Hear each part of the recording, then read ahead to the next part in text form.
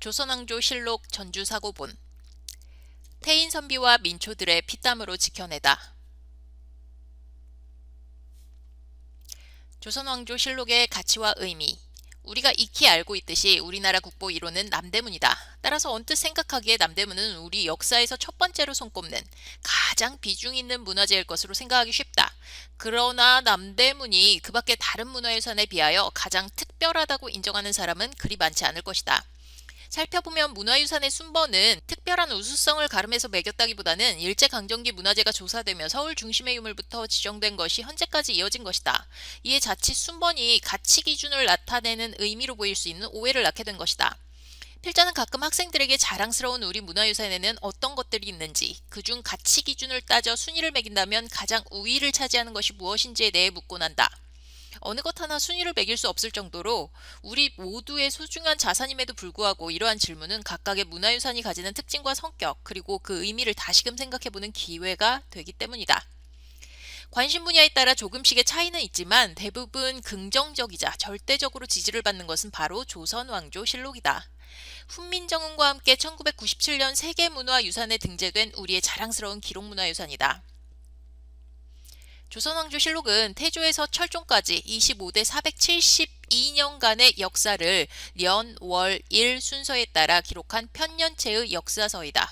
총 1893권, 888책 분량이며 당시대의 정치, 외교, 군사, 제도, 법률, 경제, 산업, 교통, 통신, 사회, 풍속, 종교 등 각 방면의 역사적 사실을 망라하고 있다. 방대한 분량만큼 다양한 내용으로 그 역사성을 인정받고 있다. 한 왕조가 500년이라는 장구한 세월 동안 왕통을 이어갈 수 있다는 것은 결단코 쉬운 일이 아니다. 그 500년 동안 왕실과 조정에서 일어난 크고 작은 일들은 물론 천재지변으로 인해 재해, 풍속, 지리 등 후세에 전할 만한 사안들을 하루도 빠짐없이 기록하여 남겼다는 것은 세계사적인 관점에서도 그 유래를 찾아볼 수 없다. 무엇보다 금권과 관권에 굴하지 않은 사관들의 기록 정신, 엄격한 과정을 거친 자료 선별, 어떠한 상황에서도 왕조실록은 열람할 수 없도록 한 제도적인 장치, 각 지역에 사고를 설치하여 보존하고 훼손을 막고자 관리 감독한 기록 보존 정신 등은 조선왕조실록이 더욱 역사성과 진정성 있는 기록물로 평가되는 요소들이다. 임계기사를 통해 본 왕조실록의 이한처. 편찬된 실록은 한양의 춘추관, 성주, 충주, 전주 등 4개의 사고에 보관하였다. 원래 내사고인 춘추관과 외사고인 성주사고 2개가 있지만 화재 및 기타 위험에 노출될 우려가 있어 전주와 성주에 사고를 새로 설치하였다. 전주에 실록각이 건립된 것은 1473년으로 전주에 사고가 설치된 까닭은 무엇보다 전주는 태조 이성계의 본향으로서 조선의 정신적 지주로 상징되는 지역이기 때문이다. 그렇다면 충해나 화재, 습기로 인한 위험에 노출되기 쉬운 종이 기록물을 현대처럼 항온 항습 시설이 없었던 당시에는 어떻게 관리되었는지, 무엇보다 임진왜란, 한국전쟁 등 미중유의 엄청난 사건을 겪으면서 어떻게 온전하게 보존될 수 있었는지에 대한 의문을 자아낸다. 살펴보면 부식 및 충해를 방지하기 위해 봄, 가을 청명한 길이를 택하여 기록물에 바람을 쐬어 습기를 제거하는 포쇄를 실시하여 관리 및 보호에 힘썼다. 1592년 임진왜란이 발발하자 춘추관, 성주, 충주사고의 실록이 모두 소실되는 위기를 맞기도 했다. 그러나 유일하게 전주사고에 봉안된 실록은 관민의 노력으로 온전하게 지켜낼 수 있었다. 만약 이때 지켜내지 못했다면 태조에서 명종까지 우리 역사는 알 수 없었으며 태조의 어진 및 기타 자료들 또한 소실되었을 것이다. 전주사고에 안치된 조선왕조실록의 이안과 수호 과정을 알 수 있는 대표적인 기록은 임계기사다.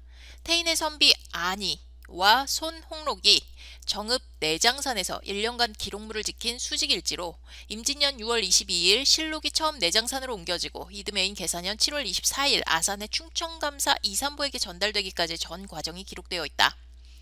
이 기록은 손홍록과 안이 양가에 소장되어 있었으며 안이 후손 소장분의 필사본인 임계기사가 세상에 알려지며 현재 전라북도 유형문화재 제245호로 지정되었다.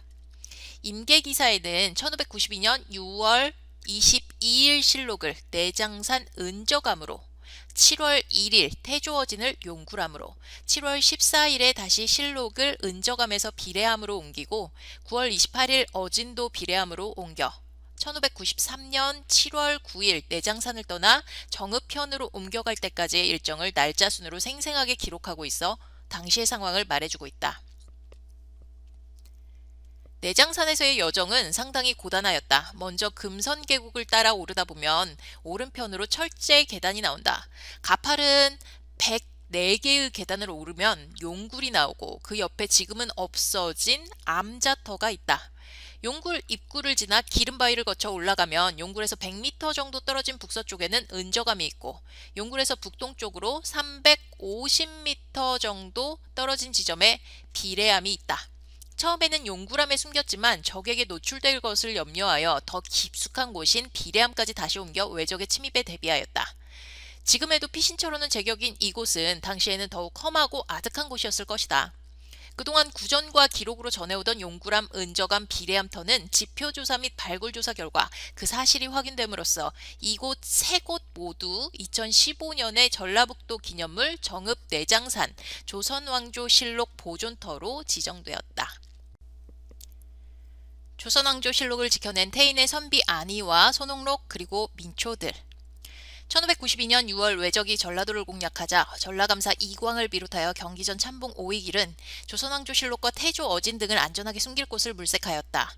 이는 이미 소실된 왕조실록의 전처를 밟지 않으려는 대비였다. 물망에 오른 곳은 부안과 정읍이지만 산세가 깊고 험악한 정읍 내장산이 적지로 선택되고 태인의 선비 안희와 손옥록, 무인 김옥무, 영은사 등 희묵대사와 승병 4~5명, 사냥꾼 100여 명 등이 나섰다. 당시 안희와 손옥록은 각각 64세, 56세로 이들은 자진하여 노구를 이끌고 참여하였고 이 밖에 산길을 잘 아는 승려와 총을 잘 쏘는 인근의 사냥꾼들도 함께하였다. 이들은 더위와 추위 등 악천후 날씨와 짐승과 배고픔 등의 공포와 두려움 속에서도 외적의 침입에 대비하며 밤낮으로 실록과 어진을 수호하였다.